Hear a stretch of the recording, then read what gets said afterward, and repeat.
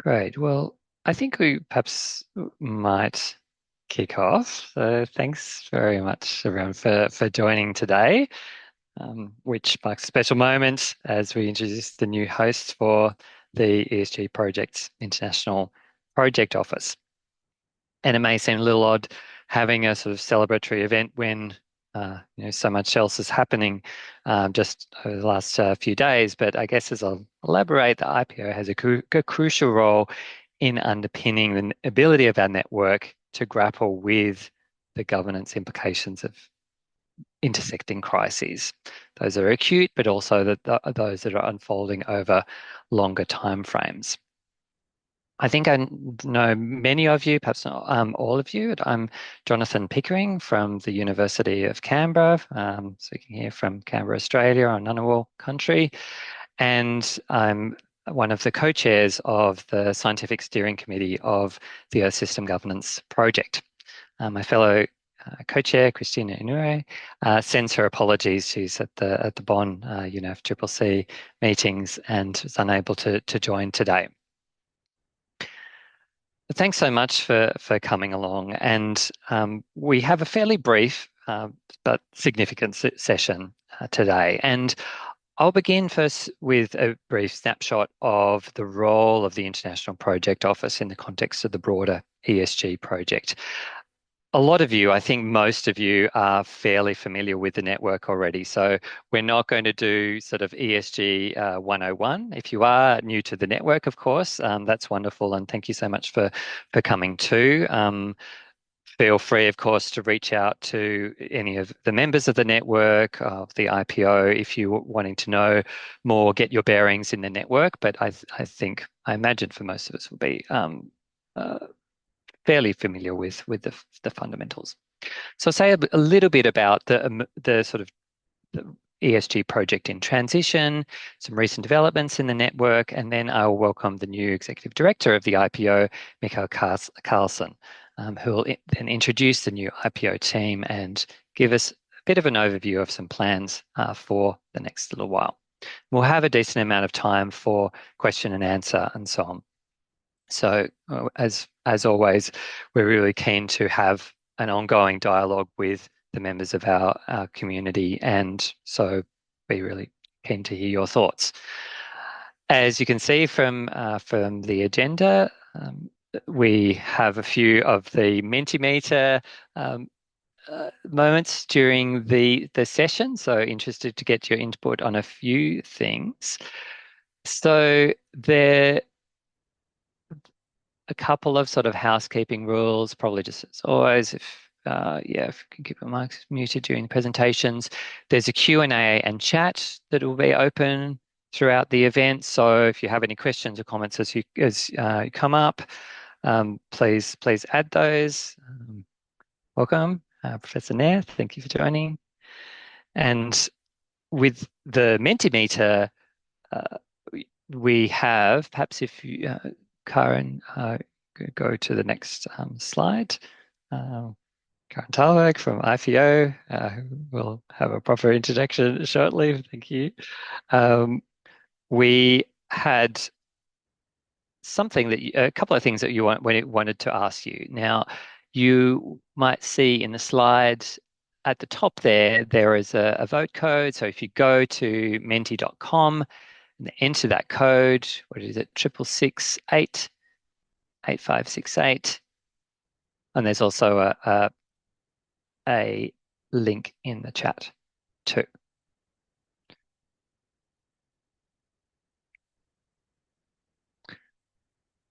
So, first of all, where are you joining us from today? To figure roughly where I am. Oh, that's in Queensland.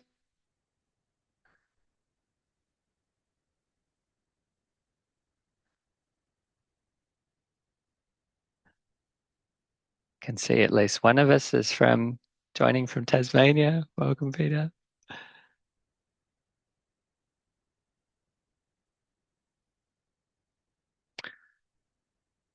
So one of the things that I'll touch on a little bit later is just how significantly the network has expanded over the last few years. The network was been running, of course, for almost 20 years now, and I believe we're just about up to, well, at the end of last year, we were at just about 600 research fellows. I'm pretty sure. So last year's count was 599. I'm pretty sure we have nudged over the 600 mark by now. Understandably, we have a solid presence in Europe where the network originated, but many of our research fellows from different parts of the world. Okay, thank you. So, Karen, should we go to the next slide? Yes, thank you. So next up, how long you've been involved in the network. Curious to see.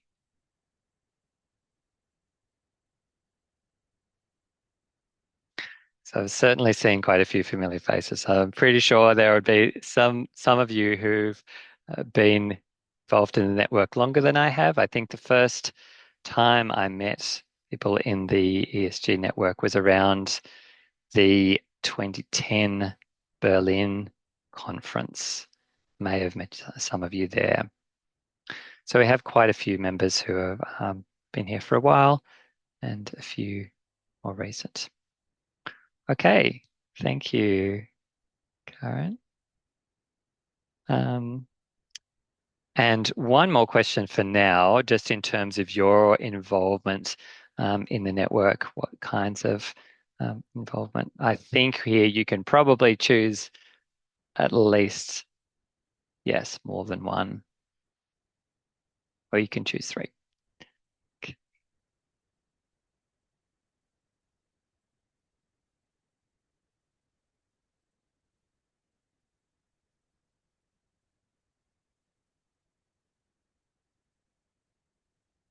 Okay, so quite a spread across different groups.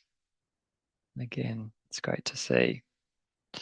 All right, so let me just say a few words because I would like to get quite soon into uh, a little bit more about the IPO itself. I'm sure you're keen to hear from Mikael and colleagues. So I guess just a couple of things to touch on initially, and that is, well, I've already mentioned that the network is now almost 20 years old. Frank Bierman, of course, you'll know as the founding chair of the network. So sends his apologies in transit today, and the project has evolved in many ways over time, although there are no doubt elements of the network that are still quite recognizable from those early days. The project itself is, as you know, governed by a scientific steering committee. Karana, I'll see if you could put up a slide of those of us who are on the committee at the moment. So it's co-chaired by Christina and myself, but very much in a collaborative format. And SSC's role is really to guide the implementation of our science and implementation plan. But of course, we can't do that single-handedly, and that's where the role of the IPO is so crucial. Particularly so as the network has grown over time. So if we go to the next slide, might give a little bit of an indication of some of the various things that are going on across the network. And a number of these have really developed over the last few years, things like the South-South Initiative, Mentoring Initiative, the Early Career Committee as well. And I've often talked about the IPO as the beating heart of the engine room of the network. I thought, well, maybe I won't put a combustion engine there, but we can, we've got some nice solar panels there in any case. The IPO is just crucial to supporting so many areas of what the network does. And we've been very fortunate over the years to have had partnerships with a range of outstanding institutions that have been generous enough to host the IPO. And if you could, next slide, please. And in each of these cases, there's been quite a deep connection between the ESG network and the institution itself. So I had to check with Frank for some of the ancient history, if you like, of the early stages of the IPO. But as you may know, it started off with the International Human Interventions Program in Bonn back in 2009, Lund from 2011 to 18, and we have several of our Lund colleagues here, Lennart, Annika, and others, which is great. And Thomas, I believe, as well. More recently, the Utrecht partnership from 2019. And of course, now the Uppsala University, which we're very pleased about. So as the Utrecht University partnership got closer to its conclusion, we decided to launch an open call for future hosts of the IPO. And we're very grateful for the interest that a number of institutions expressed in hosting the institution. But ultimately, the process took a little bit longer than we expected because we were really keen to put the network on a secure, longer-term footing. And we were very excited this opportunity arose through the good works of Frank Biermann and our fellow steering committee member, Arti Gupta, who were both appointed as Zenström visiting professors at Uppsala University. So conversations were struck up. One thing led to another. Uppsala formally agreed to offered to host the partnership, and the steering committee enthusiastically accepted. So we were impressed not only by the commitment and the caliber of the team itself, but also by Uppsala's excellent reputation, particularly in the field of sustainability governance. So it really seemed like an ideal fit. Now, one thing which you may be aware of, and a distinctive feature of this partnership, is the co-funding through the Zenström Philanthropic Foundation, which is likewise greatly appreciated. Mikael will touch on this further. So the decision was made a bit earlier this year. You would have seen in the newsletter that the announcement was made a couple of months ago. And so work is really well underway to ensure a smooth transition to the new team. So over the years, we've been fortunate to have an array of really capable and enthusiastic leaders and staff members of the IPO. Many of you would remember former executive directors from Ruben to Gustav to Jane, and our network coordinators, Blake and Emma, who've done a fantastic job in this transition period. And each phase of the IPO has had a sort of different configuration in terms of the number of staff who've been in the team. And so as a result, we've sort of taken an adaptive approach to how the steering committee and the IPO work together. And as Mikael will detail, the new IPO has the benefit of a substantial staffing capacity led by 2 senior researchers. And this opens up some exciting opportunities. So just before I hand over to Mikael, I'll flag a couple of things very briefly. So in terms of things coming up, of course, you know that we have the South Africa conference coming up in August, following on from our virtual forum last year. And looking a little further ahead, as you may know, our current science and implementation plan runs till 2028, continues, I believe, to serve the network very well. But as we know from experience, thinking ahead beyond that period requires time and effort. So over the coming months, we'll be thinking through, working together with the IPO, thinking about next steps beyond this. And we'll hear more from Mikael about some plans for the network over the next little while. So It's now my great pleasure to introduce Mikael as our new executive director. So many of you may know Mikael already. He's an associate professor in environmental science and a senior lecturer in climate change leadership at Uppsala University, where he leads the climate change leadership unit. His research focuses on environmental governance and policy, including climate change mitigation, biodiversity conservation, chemicals management, and marine protection. And he has a particular interest in science policy public interactions, obviously crucial to this network as well. He has leading positions in a range of research programs, including Fairtrans, and I believe congrats to Mikael and colleagues for new funding in that area, renewed funding in that area as well, and in the Land Paths and Navigate programs. Extensive background in teaching in environmental sciences, and also a number of roles at the science policy practice interface. As some of you may know, Mikael was from 2005 to 17 the president of the European Environmental Bureau, the largest environmental organisation in Europe. He was also president of the Swedish Society for Nature Conservation.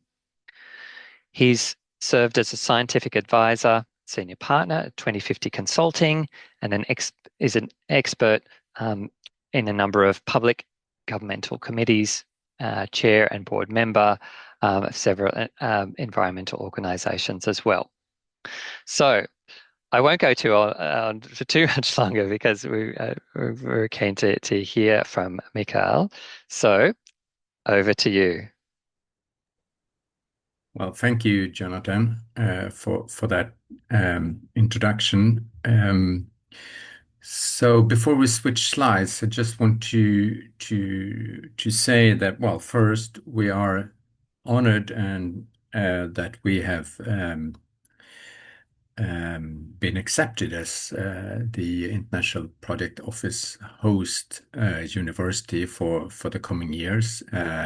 It's of course a very stimulating and interesting task, but we are very humble also in relation to the challenges linked to that to host and work with this huge global network. I just want to say here that in the middle of the slide, in the bottom, you see Sandström Philanthropies that Jonathan mentioned, and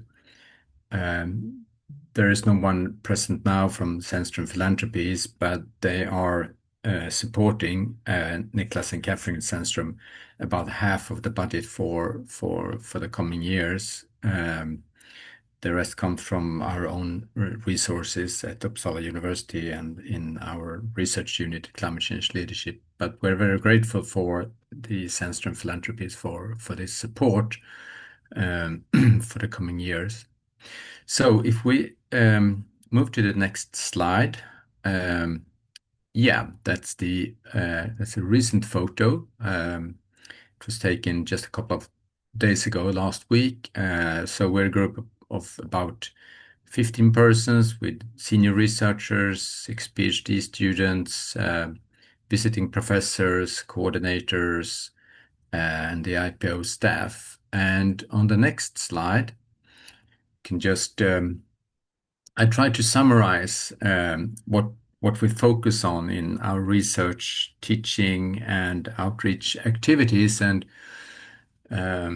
I sent this around this morning to the group and immediately received a number of comments on this or that, or that we could pack what we do in another way. But we take on the triple planetary crisis. The strongest dimension or focus here is the climate crisis and biodiversity loss, but we also do a bit on toxic substances. And these are, of course, complex risks and problems of what some would call a wicked nature. And there are a lot of challenges, geopolitical and others, linked to rising right-wing extreme populism that challenge our democracies, and which lead up to kind of policy paralysis situation with science denial, with disinformation, misinformation, with distrust being evident, people disengage from democratic processes, policy appraisals, processes do not work. We are seeing poor capacity in anticipating various effects of new technologies. There's evident policy backlash and rollback, environmental backlash. We also see it in Sweden, that had a first EPA in 1967. Policies in Sweden today are undermined in a way we have never seen before. So emissions rose, greenhouse gases by 7% last year. So it's a quite abrupt change in the situation here as well as in many other countries. So we try to explore then government responses within a frame of fairness, fair climate transformation, multifunctional land use, sufficiency as a new approach on a biocentric or ecocentric basis. Democratic deliberation is, of course, key. We work with a number of societal stakeholders in transdisciplinary programs. Jonathan referred to them. Some of these, Fair Trans, Land Path, and Navigate, we call them, where we explore carbon budgets, rationing policies, precautionary policies, policy coherence. We set up the first Swedish climate assembly as a deliberative mini public last year together with other researchers at various Swedish universities. And we focus a lot on policy packages to promote acceptability and acceptance, as well as explore feasibility and legitimacy of policies. So it's quite broad agenda, but I think we do bits and pieces here and there, which of course makes the Earth System Governance project and network clearly relevant for what we do, and vice versa. I hope we can sort of strengthen this and perhaps develop new task forces and help in that endeavor as well. So who are we? Well, Jonathan made a very long introduction of me, so I'm not going to say more, but I leave to Judith to say a few words, and then Hang and Karin. Hello. Yes, my name is Judith Lundberg-Felten. I'm working with Mikael in the Climate Change Leaders Institute group. I've been working for 3 years now, almost.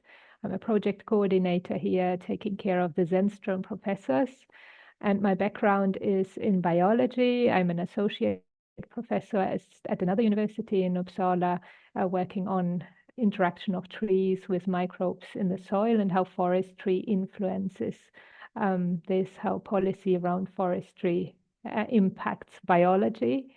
And in the IPO, I'm the link between Karin and Hang that are working more on the daily tasks and the administration here at Uppsala University and in our department, holding together like the integration of the IPO into the university.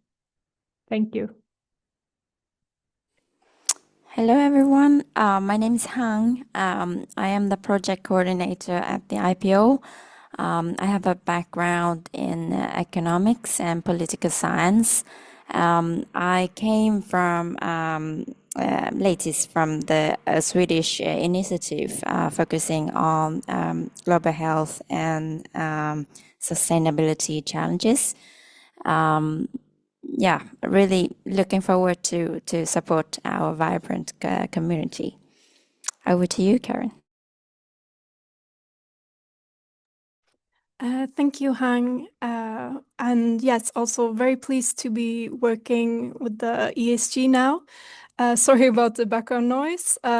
Just very briefly, I have a background in environmental social sciences and have worked a bit with international development cooperation, but more recently with EU policy, on energy and climate mostly. But as I said, thrilled to be working with the ESG now, to be able to combine my interest for global cooperation and challenges, interdisciplinary research, and policy work. So that's all. Thank you. Thanks, all of you. Yeah, I'm very glad that we have this professional setup of the office with Hang and Karin working full-time, and Judith and I work part-time within the frames of research projects, but also beyond that within the frames of the IPO. And we can move to the next slide.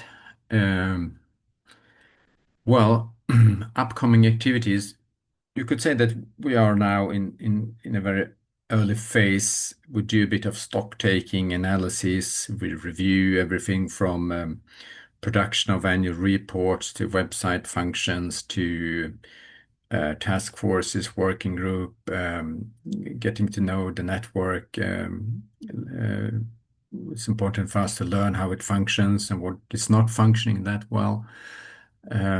So in this first startup phase, we will, I guess, contact many of you, explore the situation, finalizing the transition from Utrecht to Uppsala, and then we move into second phase some months from now when we're sort of up and running fully.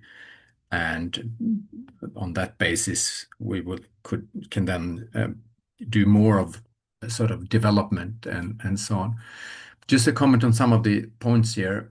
It's of course fundamental to support task forces, working groups, research centers, and revitalize some of these things, and perhaps develop further the communication with research centers and senior faculty. Besides what we will do today, we will conduct a survey with members, those who can't participate today, of course, but also beyond. Perhaps arranging a series of webinars second half of this year to discuss some key topics that we identify based on the survey or in dialogue with the Scientific Steering Committee. A topic here is, of course, the science and implementation plan that Jonathan also referred to. And we have started even to discuss, is there one scientific science and implementation plan, or is there a science plan and an implementation plan, or different plans, perhaps visions, what the network is, and then we have some focused science areas, and then we have more annual implementation plans. We sort of want to open all these topics. The Nijmegen agenda from the conference in 2023 will be implemented. There is a 20-year anniversary coming up, depending on how we interpret 20 years. If we start to count in the beginning or end of the year, we can decide a bit when and how to do this. We have also started to explore if the 2027 conference can be hosted at Uppsala University. One advantage with that would be that Uppsala then celebrates 550 years anniversary, so that might lead to good funding opportunities in Uppsala. At the same time, there might be a bit of competition over that, so we will see.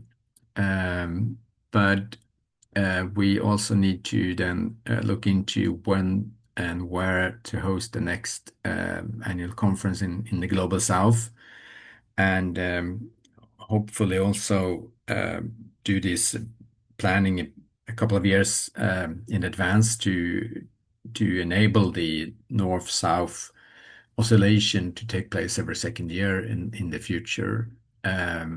And well, yeah, develop the new science and implementation plan or something similar, or similar plans and documents.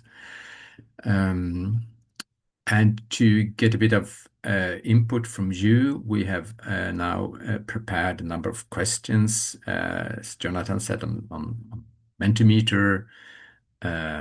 It's a bit simplistic tool, but it gives us an indication at least of some ideas and thoughts and views that you might have. But we will surely follow that up in different ways onwards. So I think leave to Karin to run through this exercise. Yes, thank you, Mikael. So we have a set of 4 questions, where the first one is, and you log in the same way as before, using going to menti.com and the code 6668-8568, which you can also find in the chat, the link. So first, we wanted to ask you, what aspects do you value most about the ESG network as it is? And we've also given you the option of other. So I will move on in a little while once we gather some input here. And there you will have the possibility to provide free text input if you did indeed choose other. Let's see, I can see that we have, yes, we're starting to get quite a few responses. And this will be great for us also when we, no, now in the this transformative phase of the IPO, and to see where to put our energy, moving forward. Let's see, I will open the next slide as well. So those of you who have anything else that you value the most that wasn't among the options, that you can write in free text, if you indeed want to. I will leave it open for a little while to see if we get something.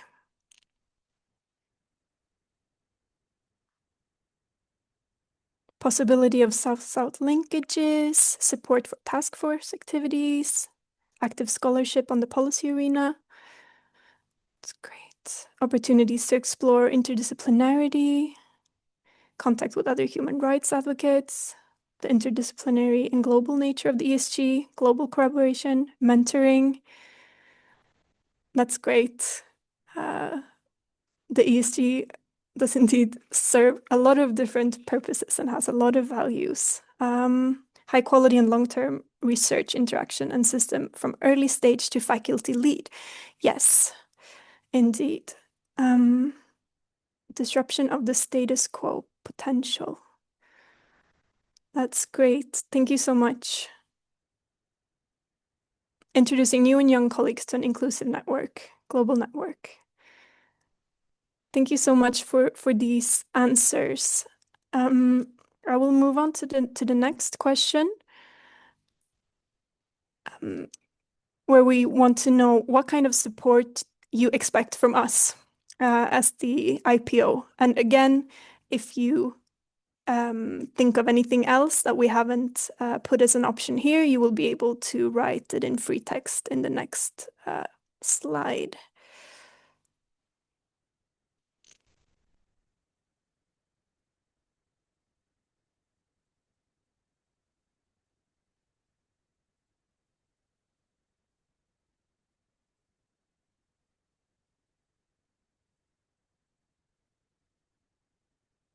Jonathan, Mikael, or anyone else, if you want to comment anything, please feel free to do so.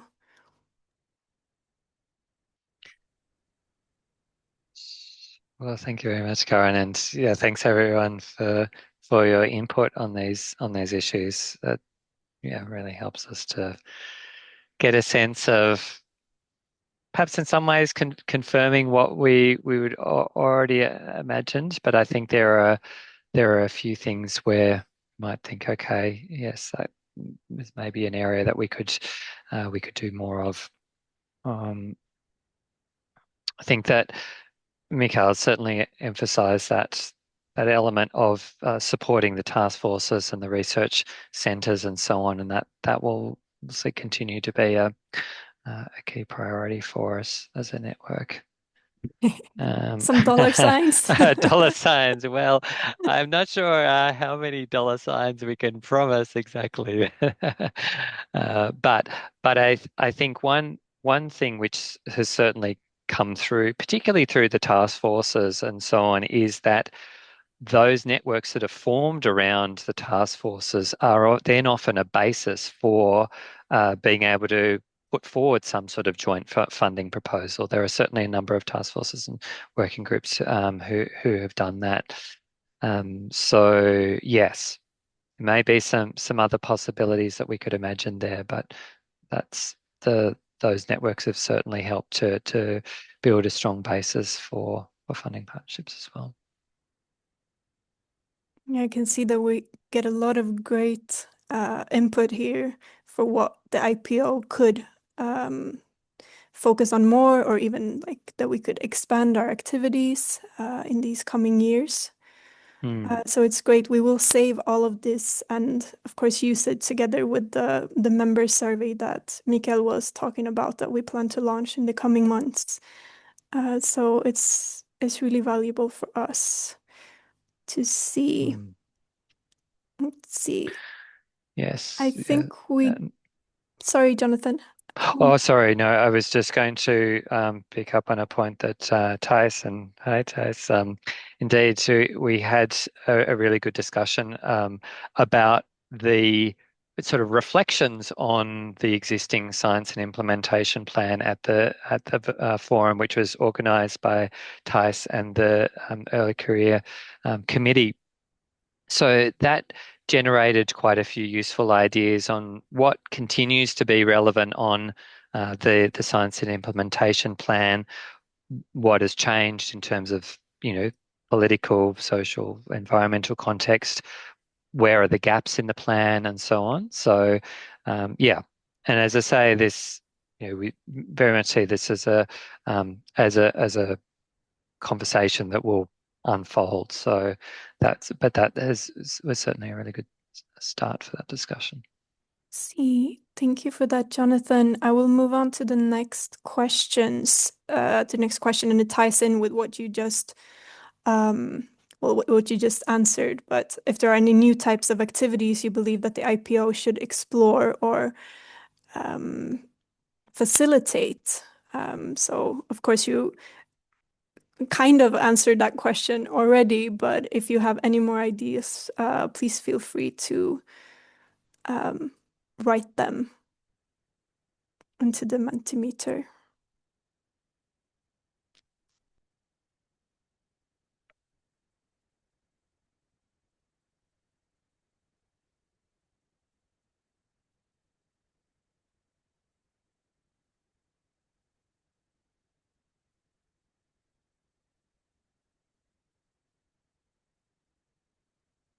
A lot of great ideas here.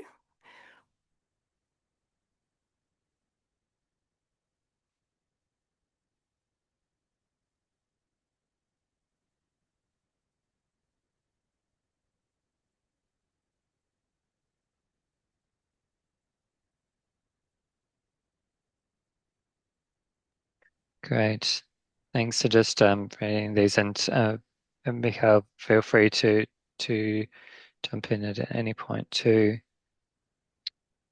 I think the point about smaller regional and thematic meetings is an important one as well. Just recognizing that, well, it's certainly valuable to have the conference when the broader network comes together, but having those regional clusters is really important too. And for example, in the virtual forum last year, or the hybrid forum last year, we had a sort of meeting of the Australia East Coast ESG fellows in Canberra, which worked really well. And yeah, certainly some other issues we could be looking at as well. So I think some of the ones that came up in that forum discussion too were on health, global health, conflict, geopolitics, and so on. So yeah, certainly a lot of good ideas there. And contact with regional organisations, that's something that we haven't really done so much yet, but it is a good idea too. We're trying to build up our connections with a number of UN organisations. We're putting in an application for ECOSOC consolidated status. But yeah, regional organisations could be something to consider as well. I think this is a really good start for the Q&A, which I believe is the next point on the agenda. Yes, but before we go to that, we just have one final question for you, and this ties in a little bit with what both Jonathan and Mikael were talking about on the new science and implementation plan. But if you have any suggestions for new or emerging areas that the network work could explore, in terms of themes or research lenses, etc. So I promise this is the last question, then we will open for a more free discussion.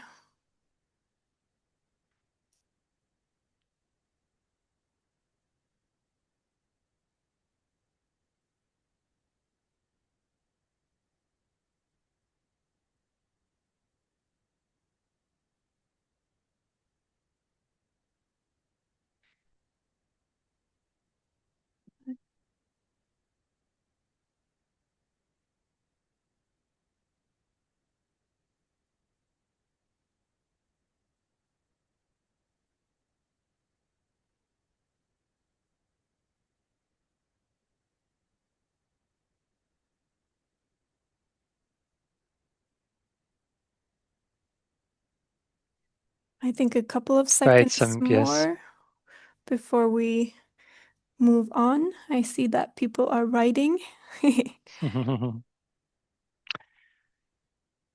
So I can certainly see some continuities with some of the issues that we have been looking at already in relation to, say, diversity, inclusion, linked to democracy and so on, ideas of accountability, transparency too, but a number of other issues that perhaps we haven't looked at so much yet, particularly about sort of societal opposition towards sustainability policies, the big issue. And usually too, one that the colleagues at Uppsala have expertise and interest in too. Okay. Should Okay, we well, close the yes. Mentimeter? Sure, yes, that's fine. Thanks for all your suggestions. So, and so I guess, well, yes, did anyone have any general comments or specific ones that you'd like to raise just based on what we've discussed so far? So it could be things about more clarifications about how things are going to work with the IPO, with the network, and so on. If you wanted to elaborate on any of the feedback that you gave in the Mentimeter, feel free to raise any questions or comments. And perhaps in the meantime, Chris Gordon, hi, nice to see you. Yeah, hi, hello to everybody. I've been involved in this for a very long time, and I'm wondering if we have a dashboard system of tracking how the program has been evolving in terms of the number of young people coming in, the distribution around the world, etc., etc. But it might be interesting as we've now in the fourth host to look at what at the end of the first host, what did the network look like? At the end of the second host, what did it look like? Third, what did it look like? Very simple traffic light system maybe. And it will also show us areas in where we need to place more emphasis to get more diversity into the network, because it is still very, I would say, Eurocentric in terms of membership. Thank you. That's a great idea, Chris. And I think we do have a reasonable amount of information about, let's say at any given point in time, about the demographics of the membership. But I think looking at over time, our sense has certainly been that the network has diversified, but we really need to look back to see, how has that taken place? Where have been the steps forward, steps back, and so on? Because I think some of our, let's say, for example, our connections with the Asia Pacific sort of recently expanded through the working group on the Asia Pacific and so on. But sometimes it can be a little bit stop-start depending on individuals. So that's definitely something that we should look at a bit more systematically.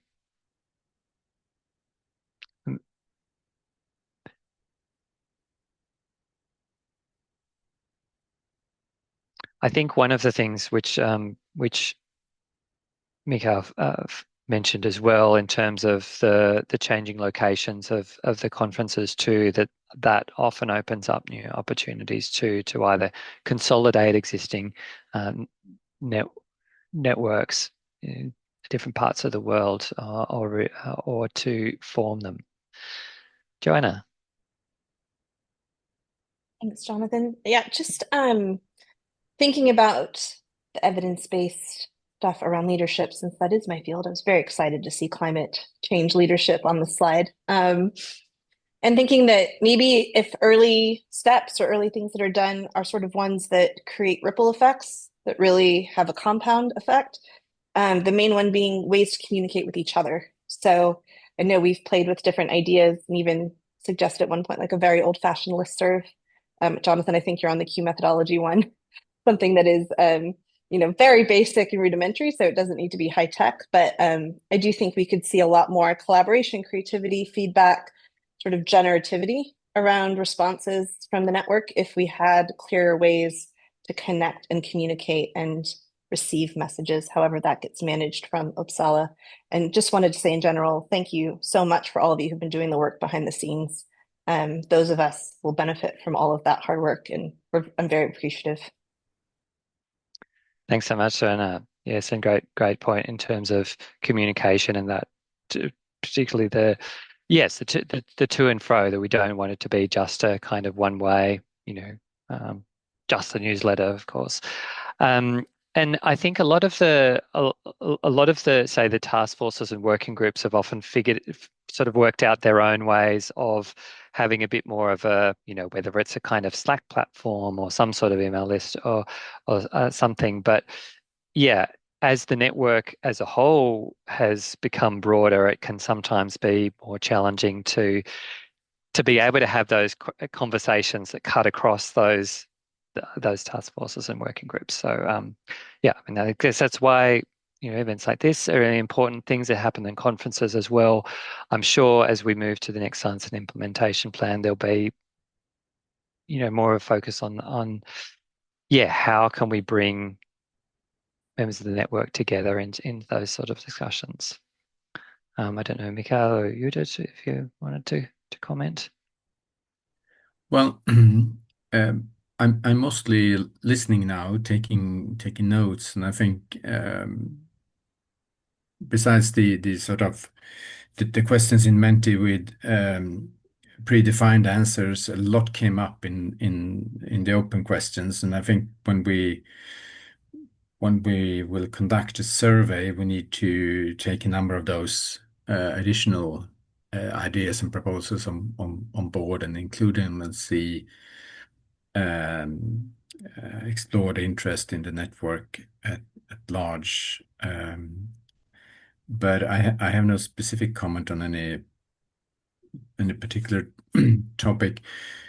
But one thing that strikes me, though, is that when it comes to the international conferences, the global conferences, annual ones, it seems that longer planning periods are needed, in particular if we want to arrange them outside of cities and universities where there is a conference machinery. You just sort of click the button and then it starts. In particular, if we want to arrange conferences in Global South every second year around the world the coming years. It would be very appreciated if those that are interested a few years ahead can sort of take contact with us in the IPO and the Scientific Steering Committee. That's just a reflection based on what I've heard so far, and also the idea with sort of opening for next year's conference at the present year's conference is quite close in time, perhaps too close. So maybe it's better to have longer planning horizons. Yes. Mikael and So, Jonathan, I just wanted to tell you that we have 2 questions in the Q&A section, if you've seen them. I can't, for some reason, I can't actually see the Q&A one. So please, would you mind reading them out or copying them Yes, from the so chat for me? they're both from Professor Pradeep Nair. Or maybe you want to ask your questions live. That's also a possibility. Or otherwise, I can read them out. Okay, I will read them.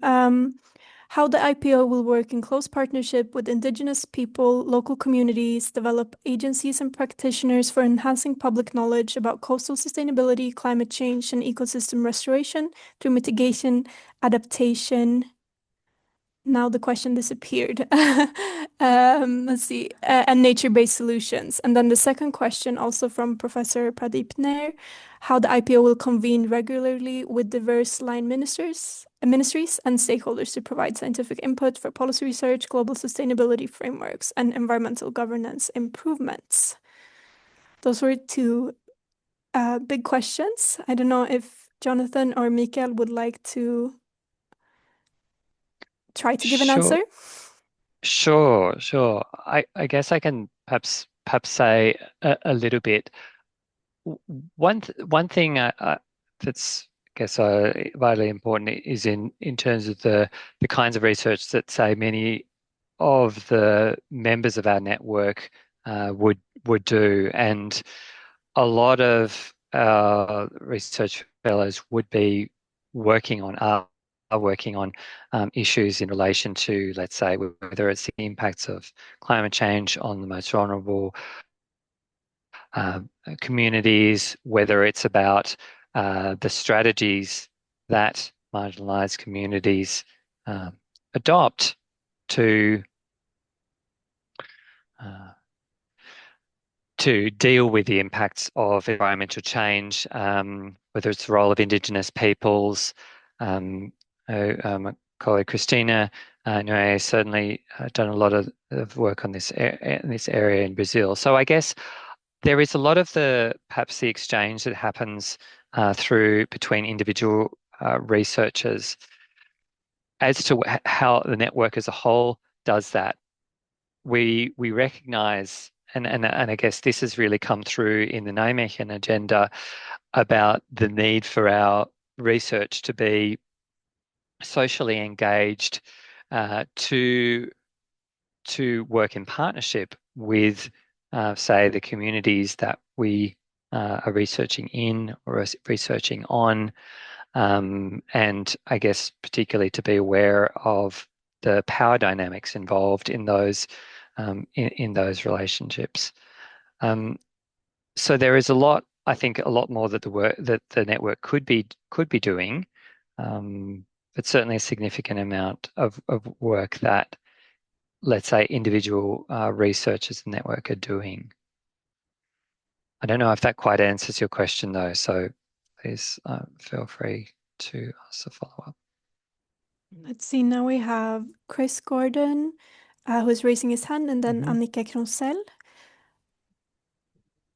Okay, I would just like to support the need to have well in advance the venue and organization of these meetings. Many years ago in my youth, I was the vice president of the International Society of Limnologists, and we were on a 9-year planning cycle for our meetings that were every 3 years. So it was almost as bad as planning for the World Cup. But you need to be well in advance and always have a backup plan in case the first one decides for some reason they cannot not do it any longer. But I fully support the need to have a long time period for planning. Thank you. Thanks very much, Chris. Annika? Yes, thank you for this very interesting and thought-provoking session about the work, the upcoming work. I was also thinking about, I mean, it's great with all these ideas that you get now with the new group coming in. You're all getting fresh ideas, but I also want to point out that it's of course a priority, right? Just to focus on perhaps the core. What's the core of this ESG network? It's a research network, so it can't do everything, but maybe it can do some things better than other constellations can. So I also want to stress that maybe also think about that. So not to maybe take all these great ideas and try to do everything, but rather prioritize a bit. And I was just wondering also about this work, this sort of organization that's been set up with these task forces. And I was wondering in if in some way these are going to be evaluated. Is this the best way to do collaborative work, or is there some idea about that? Because that could perhaps be useful if this is the good form, or do we need to rethink the organizational form? Thank you very much. Thanks so much, Annika. Great points. And yes, I would imagine, well, this is certainly something we had been discussing in the lead up to developing the next science implementation plan, or whatever form it takes, that we would want to reflect on, well, how far have we come, what's worked and what hasn't worked. We've certainly got some really good examples of task forces that have thrived, are thriving, others that have faced roadblocks along the way. As you say, could there be another way of doing things? And of course, to definitely take on board, we need to prioritize and focus on what we do best. Mikael. Thank you. Thanks for all the comments. I can just say, yeah, we recognize, of course, a need to prioritize. It's an expanding network, becoming larger and larger, and of course, the IPO cannot work on all topics and sub-issues. And I foresee that we need to work via the scientific steering committee, task forces, and working groups within the present structure. And I think also we need to evaluate, as you said, task forces and working groups. Why do some work well and others not? And what is a task force and a working group, and vice versa? Sometimes it's the other way, organized upside down in a way. But of course, things like, well, perspectives of indigenous people, etc., or other perspectives, there might be a need for the entire network to take on board certain perspectives or ideas in task forces or working groups without the IPO having to sort of work on issues. And I think a new science plan could also be a vehicle to make sure that, let's say, the entire network is upgrading its positions on a number of things, but linked to the specific characteristics of the focus area for or objectives for a specific task force. So in that way, we could perhaps take on and channel ideas or calls to other parts of the network to do certain things that when it comes from one area. So we can be a magnifier, perhaps, via the IPO. But a lot of good ideas. So thank you for all these, and please also spread the word about the IPO and that we will conduct these surveys and series. We foresee of web seminars that, of course, are it's important that many people participate in those as well. Thank you so much, Mikael, and thanks everyone for your thoughts today. Yeah, I think it's maybe on just on one final point, which relates to an earlier question about. I think there has really been a shift in the network towards this understanding of sort of pluralizing the forms of knowledge that are valuable when we're thinking about Earth system governance, Indigenous knowledge, local knowledge, and so on. And it's been really interesting, I think, and important to see that shift in the network over recent years. There's no doubt a lot more that we could be doing, and yes. And Frank, renewed prioritization on democracy would be welcome too, particularly in these, troubled times. We should probably finish up in a moment. I know you all have busy lives and many things to do. Perhaps you're going on leave for the summer break very soon too, I believe. So we won't finish. We won't keep you too long. But it's been wonderful to see you all here, and thanks so much for your involvement in the network. Huge thanks to our new IPO team. I'm even more excited now after this event today about lots of great things ahead. And we will look forward to seeing you either perhaps in South Africa or another time soon. Great. So, Mikael, I don't know if you wanted to say a last word at all. Just thank you. Thanks to all of you, and please make use of the email address that we have now on the slide if you want to contact us or contact us directly in the team as well. The more we hear from you, the better it is. Looking forward to see all of you, or those of you going to Johannesburg in the next conference. Thank you.